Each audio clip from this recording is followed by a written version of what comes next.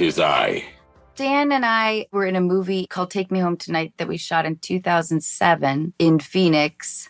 It was an all-night shoot. We had only one day. Yeah. That was an experience, and I really want to reminisce about it. However, I'm really excited to talk to you about The Offer because my husband and I are enjoying it so much. Will you tell me about your audition process? Yeah. So my representation said you got a big audition coming up. They want you to audition for Francis Coppola. I said, oh my God. Okay. So they sent me the email. In the header, it said Francis Ford Coppola, but I got sides for Mario Puzo. So I got the sides, and I said, didn't you guys mention Francis? And they were like, yeah, but they're not looking for Francis quite yet. They're looking for Mario. Who's the author of The Godfather? Yeah, Mario Puzo. So I said, okay, great. Mario's a great part. These scenes are awesome, but could I also audition for Francis? Just because I got excited about it.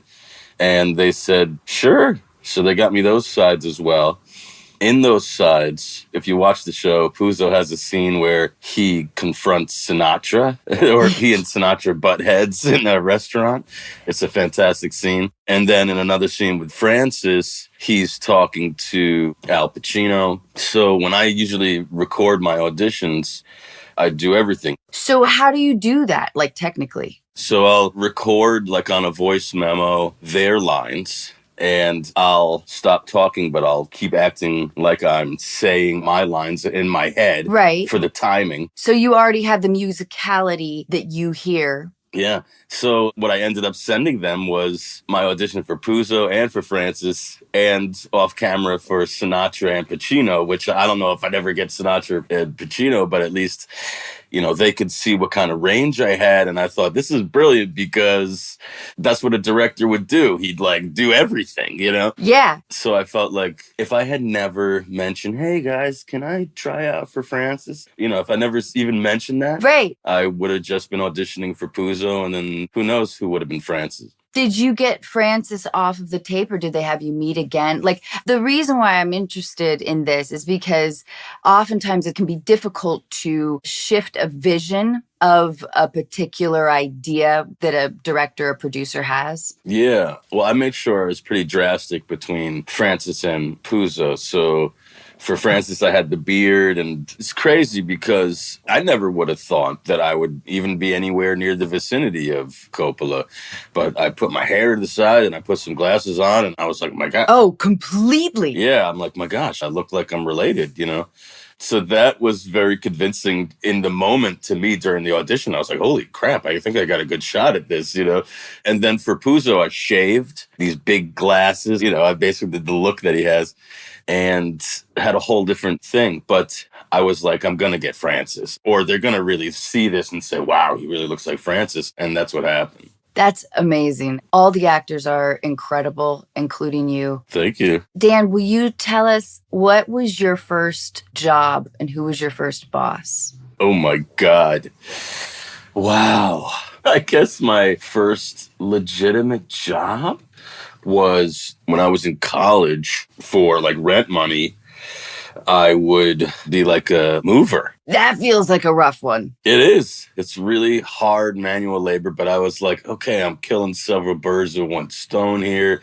I'm making some money here, but I'm also exercising.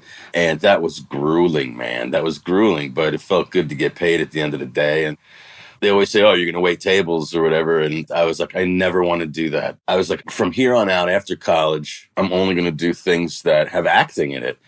So I would only take a gig if I was semi-acting. I had this gig for a while at FAO Schwartz where I would sell toys and stuff, and they would dress you up in these costumes. This is horrendous. This is my first job out of college. They would dress you up in costumes. What kind of costumes? Like teddy bears? Yeah. If you were tall, you got to be one of those big guys, the guards at the front of FAO Schwartz.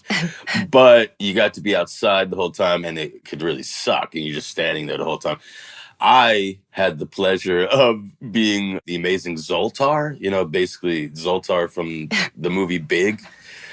Come to life. It was so silly. I had a giant lavender turban and I had this cape with this huge collar, and everything was just silky and purple, and these shoes that twisted up. And I was on the third floor of FAO Schwartz selling discounted toys. Come to Zoltar's Bargain Bazaar, okay? And I was able to improv. Right. And, get kids to come and buy these defective toys. But I was sharing the costume with 7 other grown men. Oh. This dude just peeled it off of him after his shift, and he handed me the costume with a bottle of Febreze and was just, are you next? And I was just like, God. Oh, God. The kids would be like, yay, we love Zoltar. And then they get within 3 feet, and I'd be like, this is not Zoltar's smell. This is several other people's smell. And like, it was terrible as a young man trying to flirt with women and stuff. It was horrendous. This is not me. I think that might be one of the best first job stories we've heard. That's pretty amazing. It has scarred me for life. That's all. What advice would you give your younger self?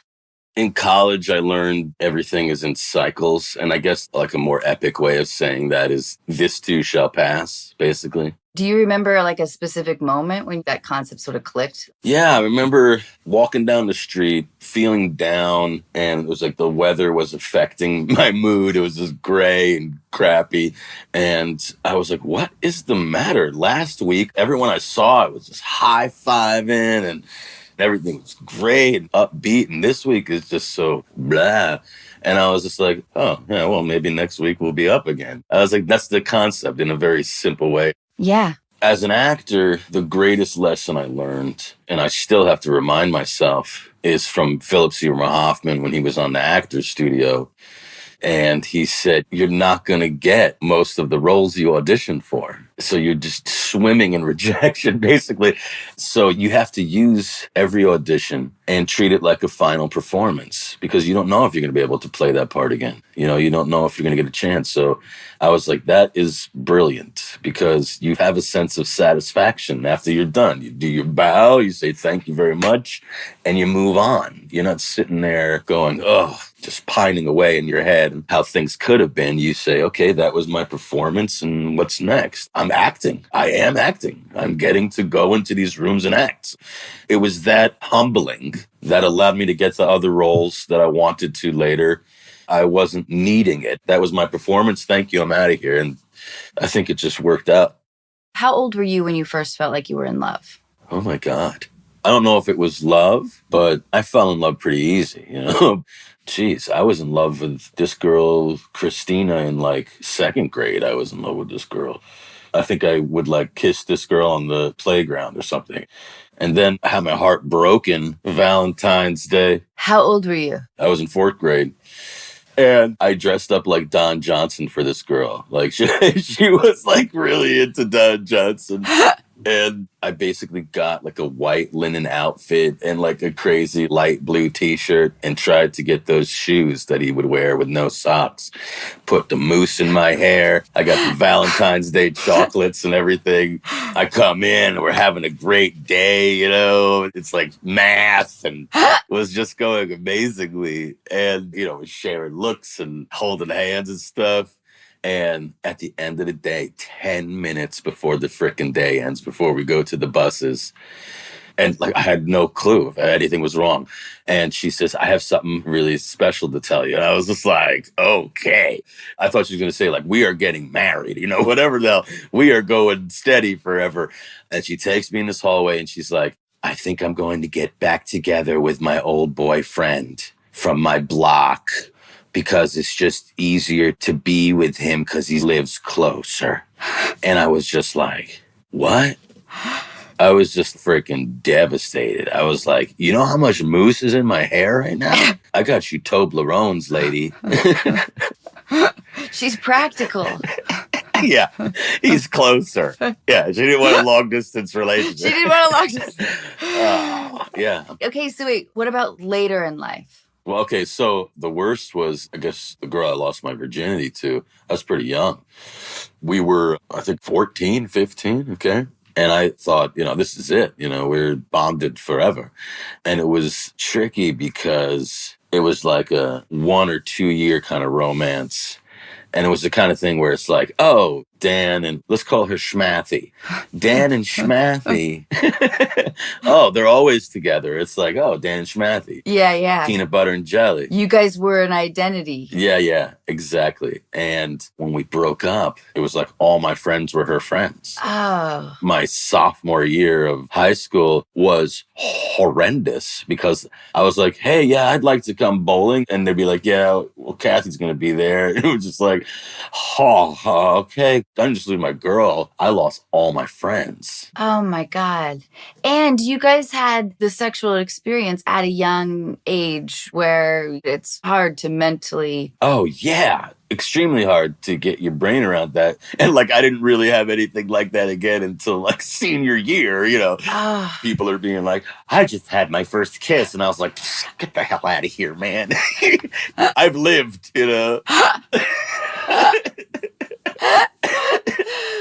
Oh my God. Yeah. That's tough. Yeah, but that was a huge lesson because that was really a bad time, very lonely time.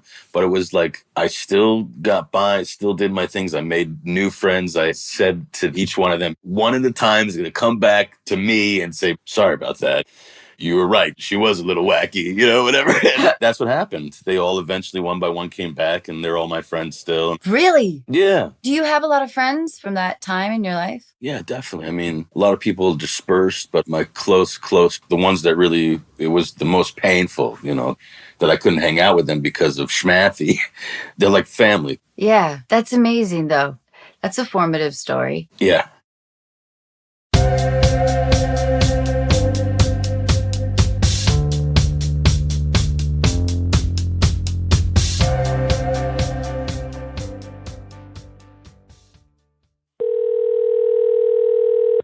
Hey, Monica. Hi, Monica. Hi. You're here with my dear friend, Dan Fogler. We've known each other for years.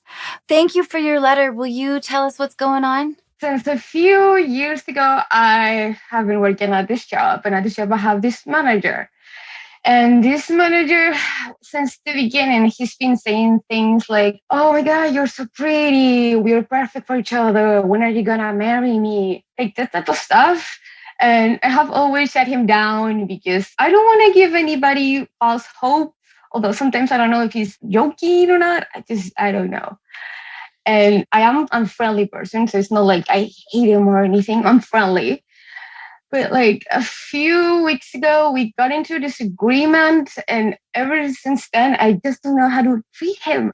I get very annoyed at him every time that he says those type of things. And I don't know what to do, how to talk to him without getting mad because like, he's my manager. I don't want to be like, can you stop saying the stuff? It's very obvious that I'm annoyed at that type of stuff. But it's like he doesn't listen. Oh, Monica, I'm so sorry. I don't know what to do. You want the hard answer or the easy answer? Both? Okay. Now, how much do you love your job? Not very much at the moment, but it's not like I can change jobs, sadly. You can't. Okay. Okay, so you got to tolerate the scenario. Yeah, at least for a few more months. Okay, I have kind of a Band-Aid solution, but what do you think, Anna? Well, it's tricky. He's your supervisor. I remember when my boss slapped me on the ass and I just giggled. Oh, God. I know. I didn't know what to do. I was so shocked. Anyway, that was my shutting down. Yeah. No, mine is very firm. I'm very firm about it. I'm like, no, that's never going to happen. You're not my type. You might think that I'm perfect for you, but you are not at all perfect for me. And I don't want to go on a date with you. Like, that's the type of stuff that I say. I'm clear. Are you in the States, Monica? Oh, I'm in Madrid. We're dealing with a cultural thing too, perhaps, right? Because nowadays, there's like legal repercussions here for inappropriate behavior. Yep. So, Dan, what do you think? If you want to tolerate it without things escalating, if you think you can basically, keep avoiding him, just surfing this until the next few months is up. You ever heard of transcendental meditation? Dan, that was not what I was expecting. No. Well, it allows you to be in a situation that's uncomfortable. Even while you're in it, you're able to rise above it and kind of surf it. Now, in Buddhism, there's a kind of transformative alchemy that happens where You can take what he's giving you and you can say, oh, this person is an extension of me. This is a brother in the human race. Okay? Yeah. And that alone can give you a lot of compassion for somebody. Now, if you're seeing them as a brother, just saying that can also help them figure out what position they are in your life. Yeah. And you can say it sweetly with love, you know. It's just all about saying things with love and compassion. So if you don't want to go that far, you can just, instead of cringing every time the guy talks, you can go, oh, this guy is pretty lonely. This guy needs somebody in his life. It's not me. But that can also garner some compassion for the guy. It's kind of sad. It feels like what you're speaking to is applicable for every situation, essentially. Yeah. With coworkers in the past, where if I'm agitated when I'm around them, it tends to grow, like psychologically, like something's feeding it. And then some part of me is also enjoying the feeling of like, I hate that person so much. Yeah. So kind of the idea of, as actors, when we have to smile a lot in a scene, eventually it'll sort of take over your body. It's a Band-Aid to get through it. Yeah. There's other ways. But if you want to be able to get through it without rocking any boats, upsetting anybody, you create that little force field for yourself. But there are more extreme ways of dealing with it, of course. Like what? Well, the more extreme is obviously just walking away. The more extreme is scratching the record, you know? You say, this is how you're making me feel, man. Yeah. You know, you're making this really hard for me. I really want to stay here. I want to work. I mean, that can be very abrasive to somebody. What I told you is something that you're able to surf the waves that the guy's giving you without, you know, getting in too much trouble. There's also a little acting work you can do here where the guy says something and you go, oh, you're so funny. I've done that too. Yeah. Oh. Like, I love how you're always joking with me. You know, brother, I love how you're always joking with me. Just really put him in his place. That would really fuck with his head. Because, Monica, it sounds like he's enjoying this sense of control. Yeah. I'm sure he sees that you get uncomfortable. How do you think he would react if you got up the nerve without smiling and saying, dude, this makes me really uncomfortable. I don't like it at all. I really would appreciate if you stopped. How do you think he would respond to something like that? I don't know, actually. I mean, he's a very cheerful person and everybody gets along with him. But I have been short with him. I've been very firm in what I don't like about him. And obviously, I'm uncomfortable, but I don't know how would he take it. Yeah. He might even be even worse if I actually say that. Right. I don't know. I mean, is there like a supervisor you could go to? There's a supervisor, yes, but my boss really loves them. Right. Okay. And what's hard about your situation as well is that it's hard to say to anybody, well, he always jokes with me, would I marry him, or that I look good today, or whatever. But it's the accumulation. It sounds like this is all the time. Yeah, it's been almost 2 years and a half, not counting the lockdown. And I'm just very tired of it. Well, here in the States, I think you could scare him with an email or talk with HR. But I don't know how it is in Spain. Does he say these things in front of other people? Yeah. He has said those type of things in front of my other coworkers. And my other coworkers, they never say anything because I always very cold about it. But I don't know what would I do if I have to do that. I think it's a growth experience for you too. It's like he's behaving like a child that feels controlling over you, and he enjoys that. So it might be a really good emotional exercise for you to just be like, stop now, and then just leave it. It doesn't have to be long. He'll be embarrassed, but he should be. Yeah, let's hope so. That's sort of my 2 cents, Monica. I'm really sorry. Truly, like if you were in the States, we could say, get him fired. Yeah. Yeah. Get him out of there. It's not appropriate. Yeah, but the thing is, he's so close with my boss. Like, they do a lot of things together. They are very, very close to each other. So if I were to talk to my boss, even though she's a woman as well, and I'll tell her, yeah, that makes me uncomfortable or whatever, it's more probable that I will be the one getting fired. Right. I hear you. I think that for the time being, I mean, maybe if you can look for other jobs, start doing that because you don't want to live filled with that kind of agitation. It feels awful. It like gnaws away at you like hunger. This is one job at one point in your life. And it does sound like you are in an unusual position where there's a high risk factor for you keeping this job if you do much. So see how you can protect yourself emotionally while you slowly make a decision on this. Yeah. I'm so sorry, though. What a creep. And I'm sorry he's trying to take your power away from you and make you feel small. And it is a very childish behavior. And sometimes he asks for a hug. Oh, no. And I'm like, no, thank you, no. But I've behaved very well today. I deserve a hug. And I'm like, no. Yeah. Oh, Monica, I think you got to be proactive in a job hunt. Wow. Yeah, probably. Yeah, because even if you really like this job, it may be time to move, you know? I don't know what employment's like. It's kind of the same as in the US now. Yeah. Like, it's very hard to find one that has good pay and everything. You got any like big dude friends or someone that could like come and pick you up every once in a while and you can say is your boyfriend? Yeah. I have a tall friend, but my supervisor is also very tall. It doesn't have to be big. Just has to be someone that you can say, I'm seeing somebody and this is not cool for you to do this.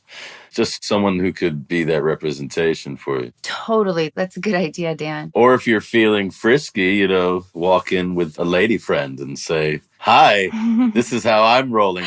Well, I am bi, so that can't work.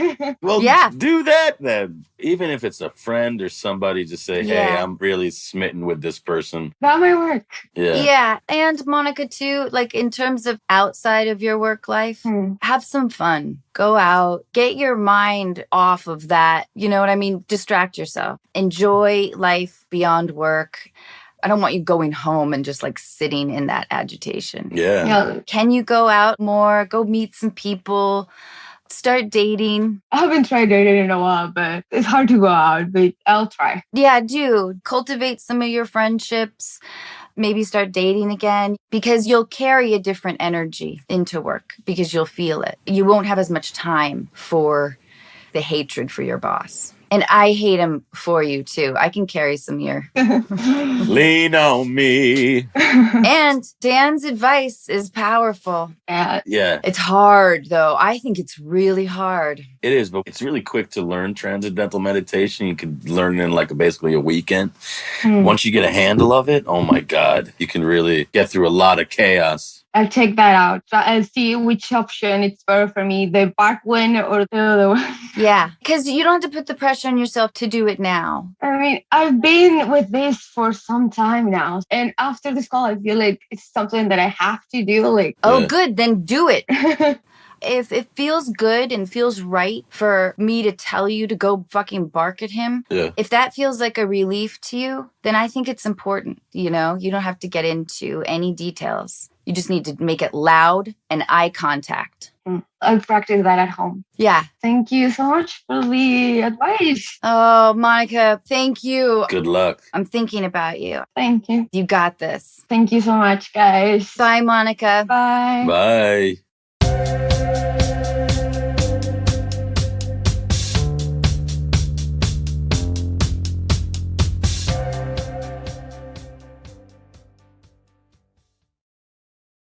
Man, that's tough.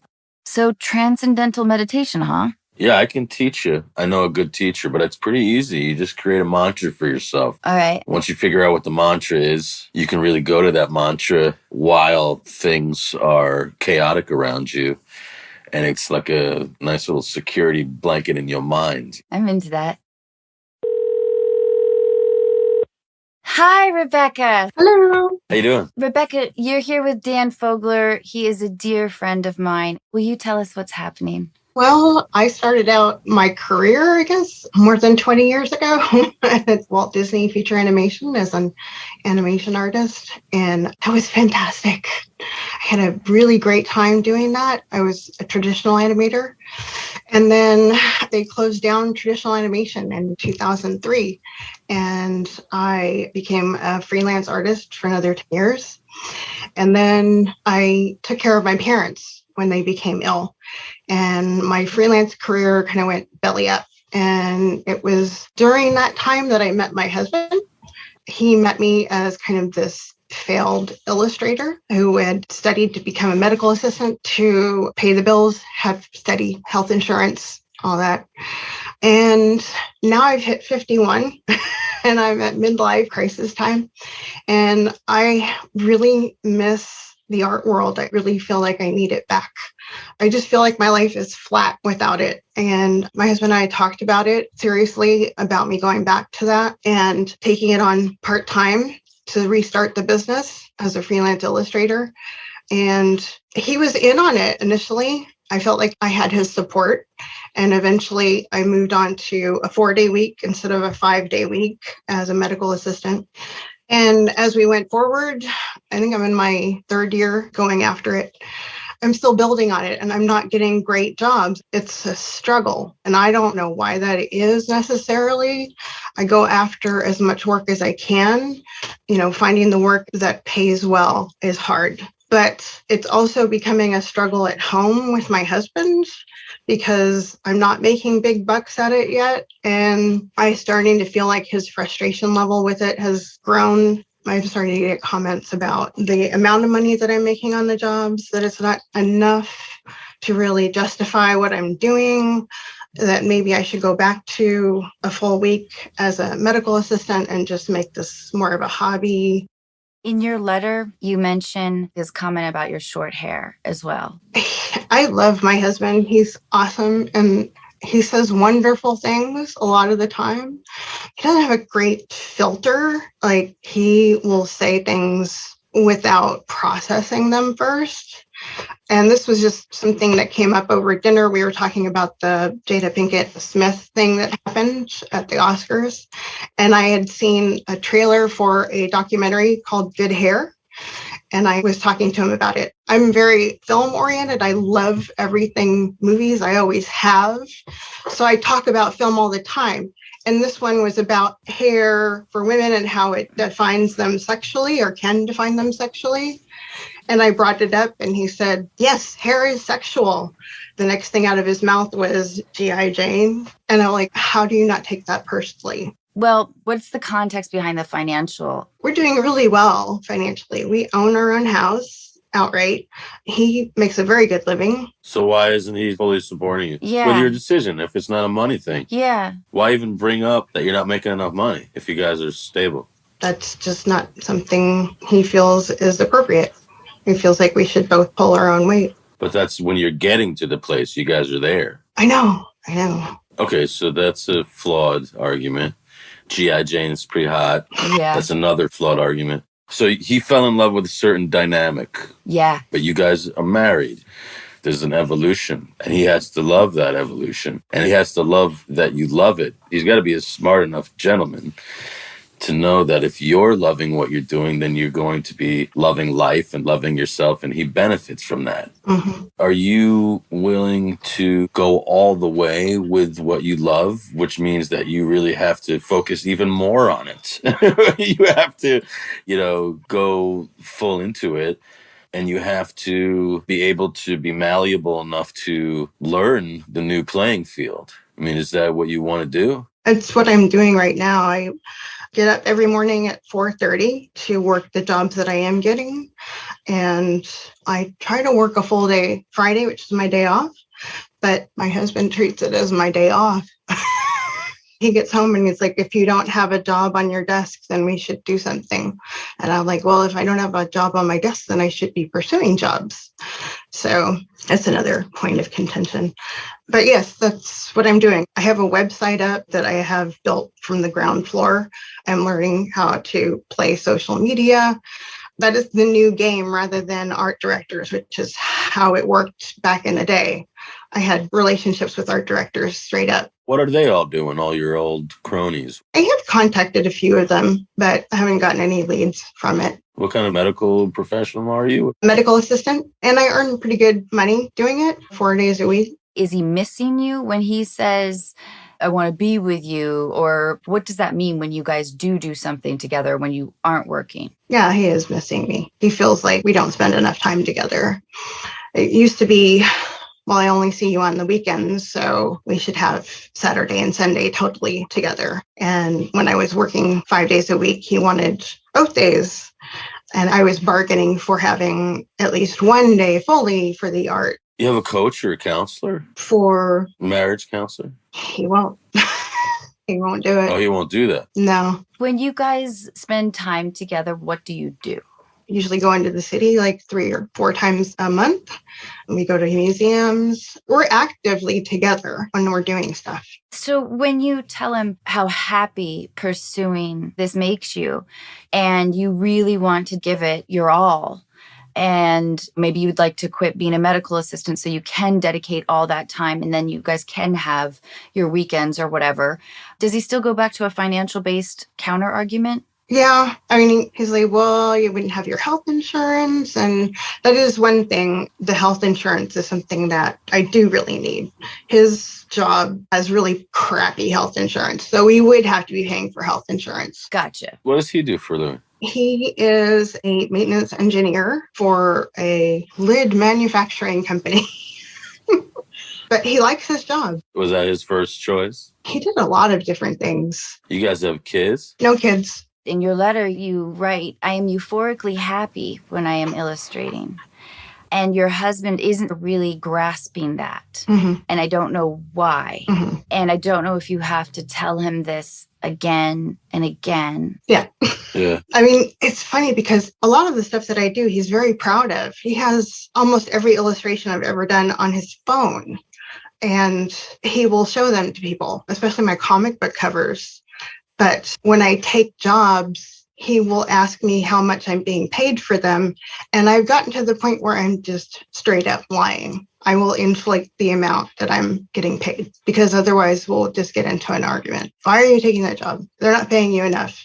And then he'll start breaking down how much I'm getting paid per hour, as if I were getting paid per hour. Oh, no, that makes you feel horrible. Yes. Because you would do it as a hobby, I'm sure. Yes, but if I'm doing it as a hobby, then I should be working 40 hours a week. Right. Oh, God, you've already had this conversation. Shit.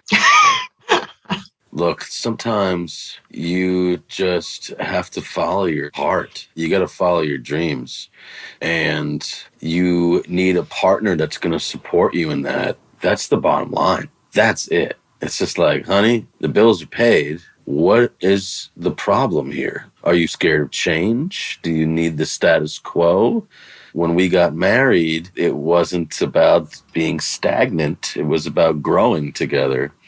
You know, remind him of these things. Remind him that he loves your creativity. Yeah. Tell him that you love it that he has your illustrations on his phone, how happy that makes you, that you love it, how proud he is of you. And Dan is exactly right. This is about a large picture. You guys have both kind of gotten on this particular train of stress. It's about time. He wants your time. It's the same thing like we got kids here with my wife. We have to schedule dates, and that's something that you really got to do. Mm-hmm. Every time you get a gig, you have to also schedule some fun time with him. Yeah. It's even more work. You have to constantly work to balance everything if you want to live in harmony. Yeah. I've been trying. It's hard. Yeah. I think when I try to schedule it, I think he weighs it in balance with how much I'm earning per job. And it's hard. You have to make that a moot point. Yeah. It's unfortunate that he's focusing so much energy on that aspect of this. And he's really kind of gone down that rabbit hole with it. And that is how he singularly looks at your new drive in life.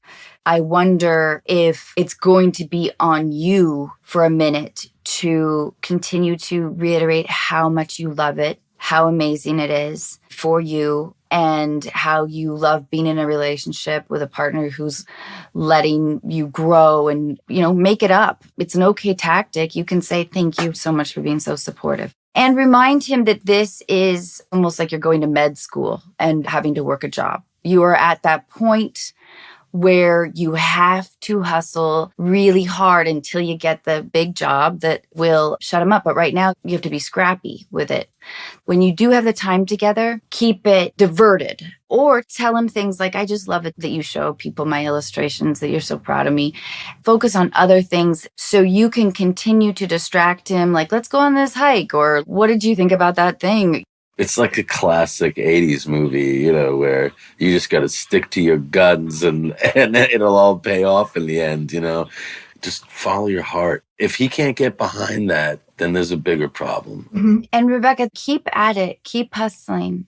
There's a lot of opportunity for animators right now and female animators. Yeah. I can help you with that kind of thing. If you reach out, at the very least, you can say, oh, I'm talking to Dan Fogler and he's doing this and I'm making connections here so that he can see that, oh, okay, sounds like a smart guy, he can put 2 and 2 together. But if that's the thing that scares him, that's what you got to focus on. Yeah. If he's scared of the change, you have to just reassure him that you're not going to lose the woman you love. Right. The woman you love is going to be even more in love with the life. Yeah. I think if I could actually make some kind of real job or real money, at least 1 or 2, I think he would start to see it as something actual as opposed to a frustrating hobby.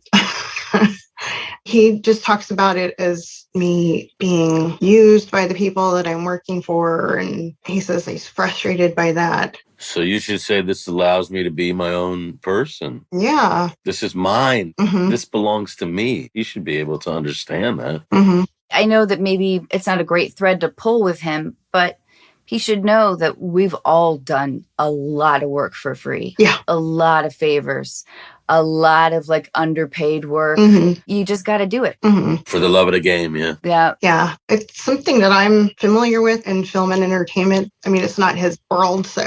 Right. I think you have some big things to think about, Mm-hmm. but I'm really impressed by you. Thank you. Congratulations on picking a lost dream up. And both Dan and I think we probably have both thought we wouldn't make it, but knowing how much I love it and wanting to follow it because it gives me so much joy. So I'm really impressed that you recognize that life is short. I want to be happy. I want to feel that. Yeah. So good for you. You know the actor George C. Scott? When he started winning Academy Awards? Mm-mm. When he was 50. Wow. He was a struggling actor, and then he said, this is really hard for me. He went into the army, Mm-hmm. and he was digging a ditch, and he was like, screw this. And he took that life experience, and he became one of the greatest actors of our time. Wow. That's a great I story. had no idea, Dan. Yeah. While we still have Rebecca, I feel like it would be a cool time to maybe talk about your animation project. Yeah. I'm living my dream here with Heavy Metal Magazine. I watched Heavy Metal, the movie, when I was a kid. And I remember that. yeah, they're now my publisher.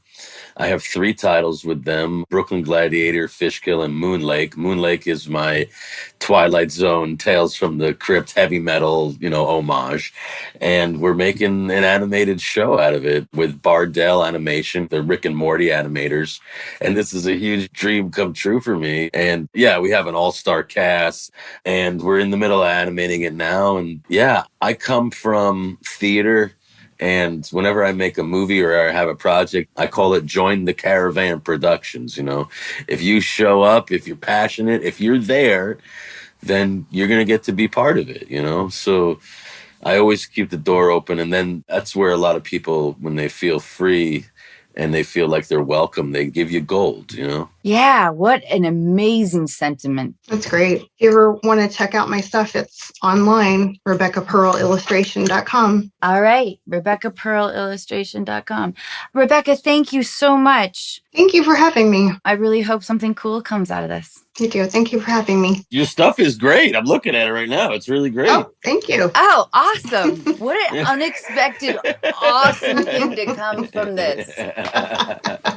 Really good stuff. Nice comic book covers. Oh, thank you, Dan. Yeah, excellent work. Thank you. Yeah, you guys have a good one. You too. Yeah, you too. Bye, Rebecca. Bye.